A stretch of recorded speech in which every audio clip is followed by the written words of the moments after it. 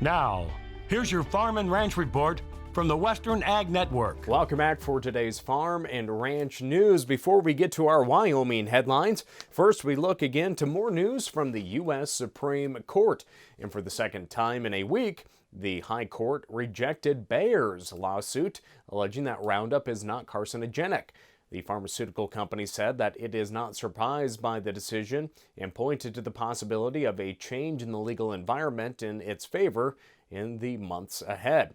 Now, the court rarely explains why it refuses to hear cases and did not comment on either of the Roundup cases announced this week.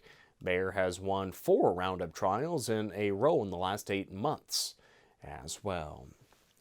Well, let's look to Wyoming's latest crop progress numbers out for the state, and it shows that the sugar beet crop is in pretty good shape. It's rated 14% fair, 85% good, and 1% excellent.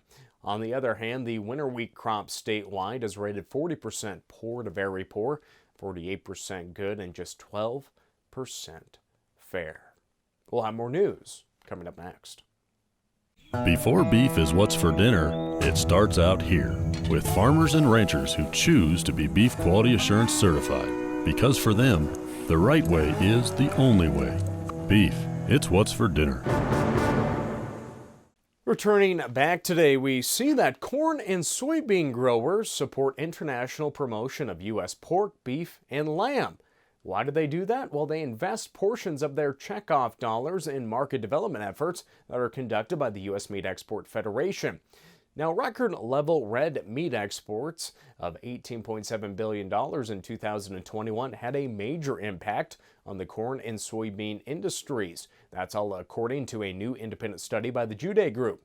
The study quantified the returns that red meat exports brought to corn and soybean producers in 2021. Nationally, beef and pork exports accounted for 537 million bushels of corn. That equates to $2.94 billion. Pork exports accounted for 99.3 million bushels of soybeans.